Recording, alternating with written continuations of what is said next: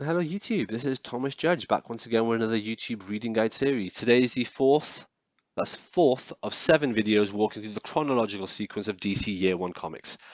Now to create the reading guide, I have read the 157 single issues that have the DC Year 1 branding with some more besides, and I've used that knowledge to build the internet's most detailed reading guide of DC Year 1 comics. So yesterday we did a very short video, and that's because I know today's video will be relatively chunky. The reason for this is that we've now reached the publishing year of 1995, which is notable for any DC Year 1 fan. The reason for that is that this year saw 31 Year 1 branded single issues being released as part of the DC Annuals event. So what is the DC Annuals event? Well, firstly we need to understand that it's not an event per se. This was purely a branded publishing gimmick that DC did for a while. In fact, from 1991 all the way up until 2000, every single year they had what they called their DC Annuals event. For each of those 9 years, they would at some point in the year have a single random branded event that linked all the annuals for all the ongoing series at that time. Now, today is not the day for me to talk about DC annual events as a whole. If you're interested in a video series on that, let me know in the comments down below. But instead here today, I'm going to focus on the DC annual event that was specific to 1995. And this is the 7th, I guess, DC Year 1 event that we're talking about in this series of 24. I understand people might not consider this technically to be a Year 1 series, but it's linked thematically and branding wise, so that's the way I view it. And if you're doing a Year 1 read through, you really will be missing out if you don't read these. So let's have a look at this. In 1995, DC released 31 annuals from 31 ongoing series that all contained Year 1 branding on the top. In today's video, I'm going to go through every single one of those. Now, given they were all published in the same month, I'm actually, just for ease of understanding them, I'm going to split them into thematic groups, which are going to be Superman, Justice League, Randoms, and the Batman family. Now, within each of these 4 groups, I'm actually going to arrange them in order of their internal chronology. I know I don't normally do that. The plan is for this series, I just talk about things in the order they were published.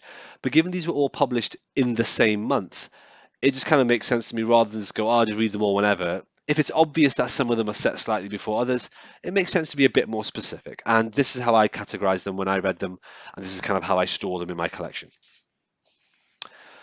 Okay, so we're looking at part 7, the DC annual events, and we're going to start off with the Superman thread. Remember, this is in roughly chronological order. So the first annual is Adventures of Superman Annual 7. This introduces the character of Kalibak, and it ends with Clark essentially applying for or getting a job at the Daily Planet. The next issue I would read is Action Comics Annual 7. This is by David Michelini. It's a bit of a weird story about Superman's first time traveling into space. It's a bit odd. Something I noticed in the story, he already has a job at the Daily Planet by the time the story happens. The next issue I would read is Superman Annual number 7. This is written by Roger Stern. In this, Clark has his job already, but has recently debuted as Superman.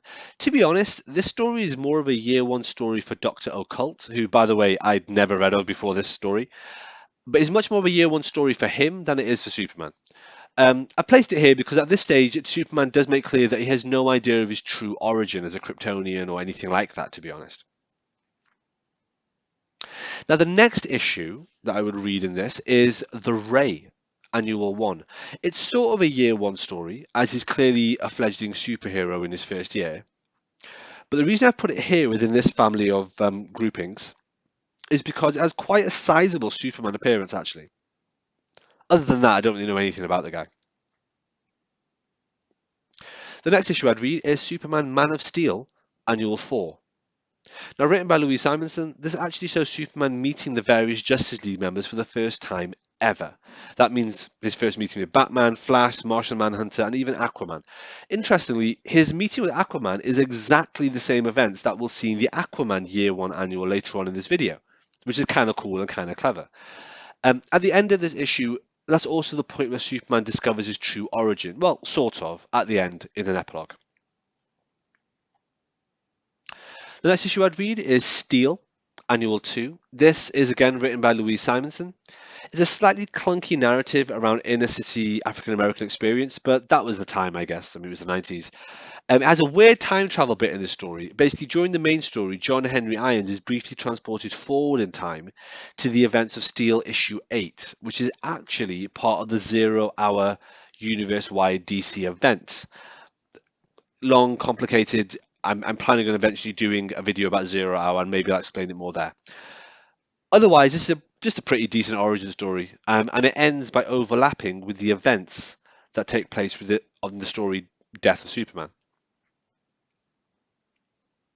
The next issue I would read would actually be Doomsday Annual 1. Now, this is set within the framing context of Superman, relating the story just after his return from being dead. Now, overall, this is set after Doomsday's origins were explained in the limited miniseries Superman Doomsday Hunter Prey. So it's more of a recounting of early battles Doomsday was in before eventually coming across Superman. As such, it contains three separate stories inside it. The first one is written by Dan Jurgens and is a Doomsday meeting Darkseid story. So this is where Doomsday meets Darkseid for the first time. It's actually kind of interesting. The second story is written by Louise Simonson. The third one was written by Roger Stern and is basically Doomsday versus the Green Lantern Corps. If you're interested in this issue, it's actually reprinted in the Superman Doomsday Omnibus and the Superman Doomsday trade paperback. Okay, the next and final issue for the Superman family would be Superboy Annual number 2. So this isn't an origin story of any kind. Instead, this is a story set exactly 1 year after Superboy debuted upon the death of Superman, which when you think about it and you consider like his origin as a clone who sort of like came out of a tank upon the death of Superman, it actually kind of makes sense. So that's completely fine. Okay, those were the Superman themed issues. Let's have a look at the Justice League themed issues. And these can all basically go in any order, but I've grouped them together because they're all kind of Justice League related. So in no particular order, let's start off with Aquaman. Aquaman Annual 1 has both Wonder Woman and Superman in it. So the Wonder Woman story is with Diana before she leaves the island of Themyscira. And the Superman meeting is actually Aquaman's first meeting with him, which is quite cool because it's the exact same one as is in the Man of Steel annual that I just mentioned, which is just really cool. It's always good to see like editorial talking to each other like that. This story is generally a Poseidon-focused story and is written by Peter David, who obviously I love. It's actually told as a reminiscent story, as someone reading a journal and then they read the story and then it's kind of like, oh, flashback, flashback, and the whole thing is set like that.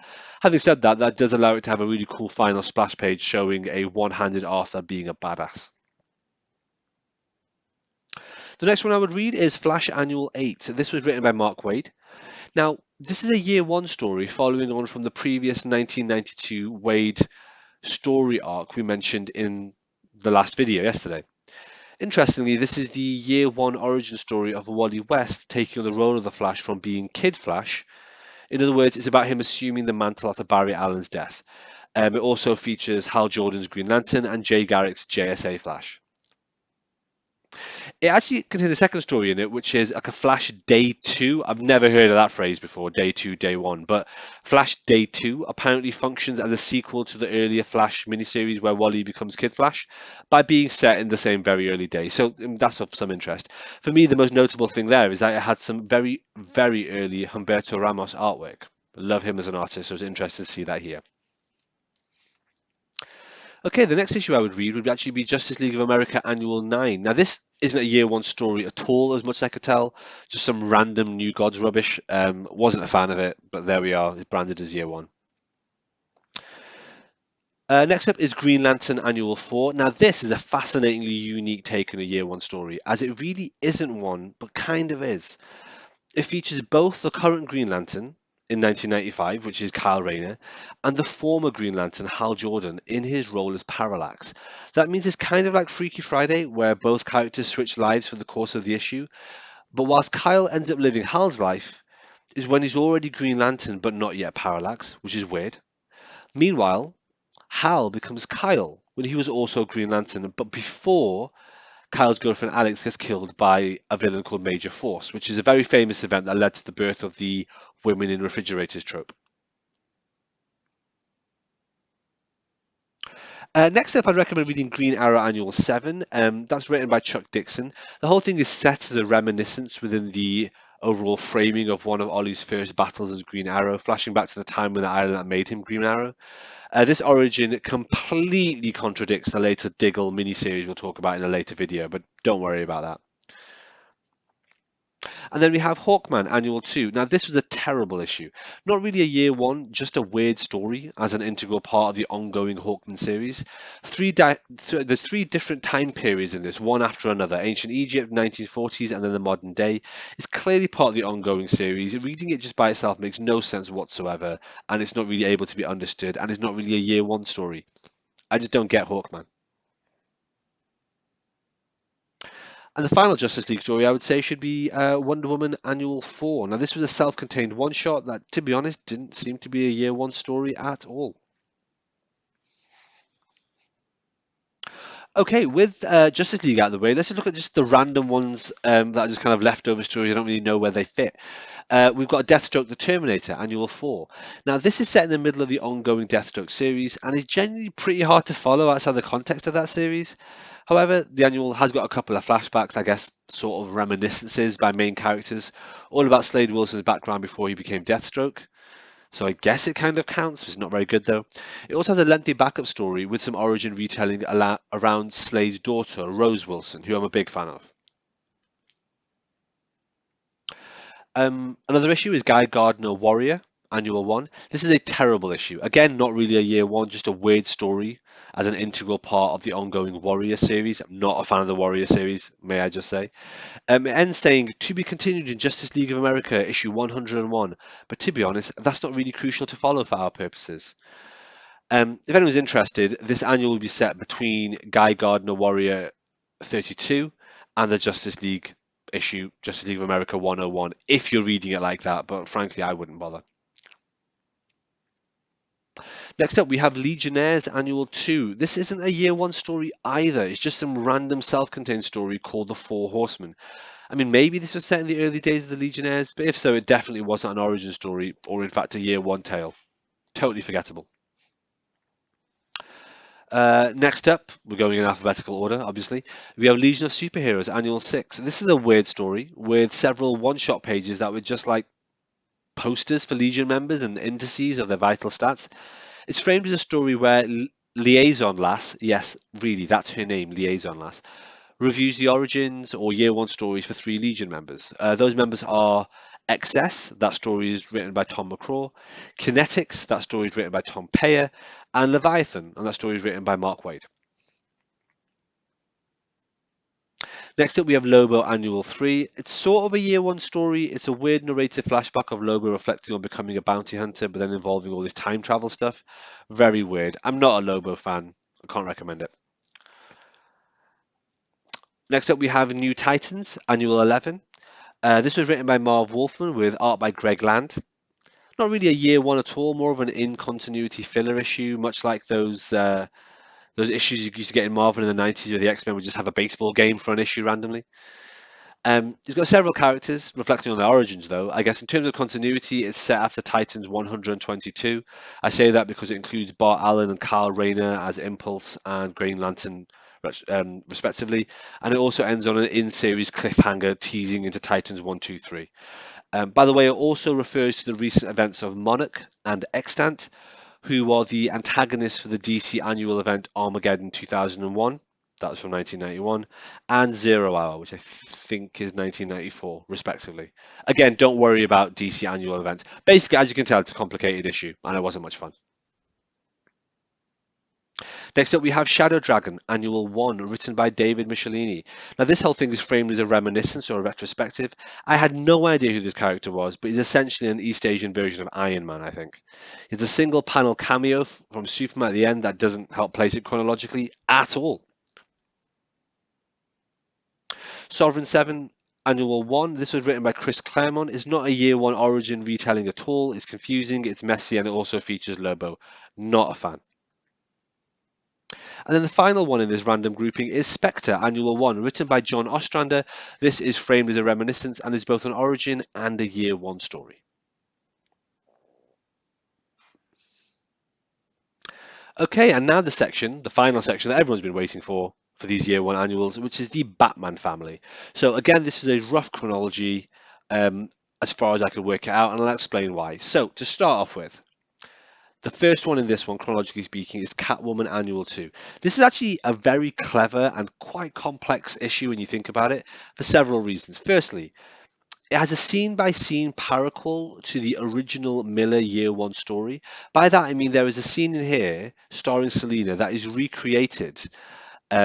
It's recreated here, and it's a scene from Frank Miller's Batman Year One, and is recreated at the start of this annual, word for word, beat for beat, scene by scene, and it really helps you lock in and understand where this fits in compared to Batman Year One. Very clever. I liked it. The second point is it leads into a later Year 2 story arc in the same series, which we're going to cover in tomorrow's video. We're not going to cover that here. But it's a very rare case of there being a character Year 2 instead of just character Year 1. Also, this issue has a really cool Easter egg, which I loved. It features the Armless Master, who's a character from the start of Night's End, which was Batman 509, which had actually come out the year before this issue.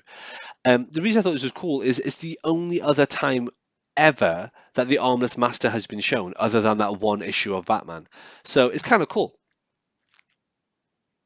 Okay, after Catwoman Annual 2, I'd recommend reading Detective Comics Annual 8. Now, this is a Riddler origin. Again, it's kind of told as a retrospective reminiscence, which I'm not a fan of. It's written by Chuck Dixon, and it's set at a time at which Batman and Jim Gordon have developed a working relationship, sort of.